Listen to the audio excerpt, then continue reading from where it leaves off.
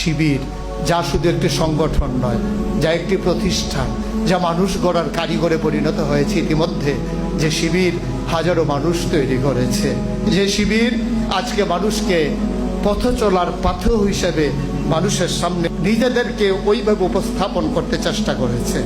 এজন্যে অনেক আগে ভারতে যখন মোহামেডান স্পোর্টিং ক্লাব লীগ শিরোপা অর্জন করেছিল, তখন কবি নজরুল একটি কবিতা রচনা করেছিলেন।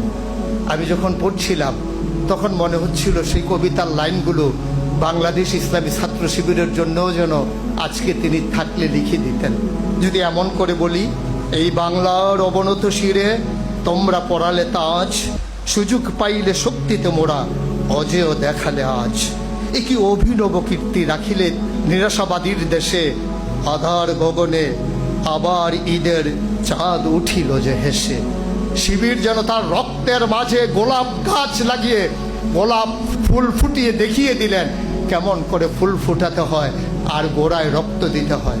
আমি বিশ্বাস করি, আমি তাদেরকে নিয়ে স্বপ্ন দেখি, আমি তাদের মাঝে আমি আশায় বুক বাঁধি যারা আজকে আমার সামনে বসে আছে। আমি বিশ্বাস করি শিবির যদি স্বমহিমায় সচেতনায় জেগে থাকে, তাইলে বাংলাকে আমার পেছনে ফেলে দিতে পারে এমন কোন শক্তির উদ্ভব হওয়ার সাহসই বাংলাদেশে কেউ করবে না ইনশাআল্লাহ। আমার বিশ্বাস শিবির হবে অতন্ত্র প্রহরী। আমার বিশ্বাস শিবির নিজেকে জাগাবে এবং ঘুমন্ত মানুষকে জাগিয়ে তুলবে। আমরা যদি নিজেদেরকে জাগিয়ে নিতে পারি, সে পতাকা তলে ঐক্যবদ্ধ করে নিয়ে নিজেদেরকে গড়ে তুলতে পারি, আর নিজেদেরকে চেতনায় সারিত করে নিতে পারি, যেমন করে জেনেছিলাম আমি কে আমাকে পাঠালেন, তিনি নিজেই বলে দিলেন যে তিনি যে রব্বুল আলামিন। বাংলাদেশের ঐতিহাসিক সেই মহা সমাবেশের দিনে একজন নারী লক্ষ মানুষের মাঝ দিয়ে হেঁটে গেছেন, নিরাপত্তার অভাব বোধ করেননি। আমরা সেদিন প্র্যাকটিসিং মুসলিমের সেই পরিচয় তুলে ধরেছিলাম।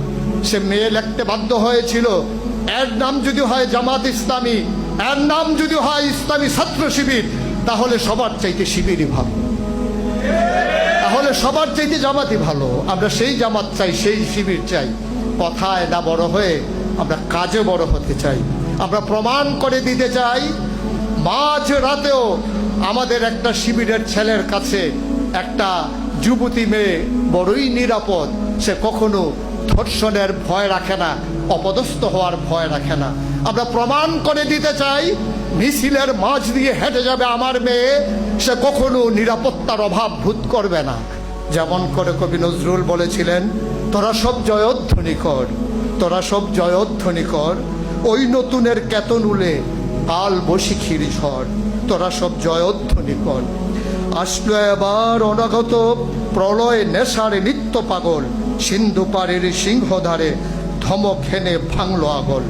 মৃত্যু গহন অন্ধকূপে মহাকালের চণ্ডরূপে, ধূপ্রধূপে বজ্র শিখার মশাল জেলে আছে ভয়ঙ্কর। তোরা সব জয়ধ্বনি কর, তোরা সব জয়ধ্বনি কর। পৃথিবীকে প্রেজেন্ট করো, পৃথিবীর কাছে বাংলাদেশকে প্রেজেন্ট করো।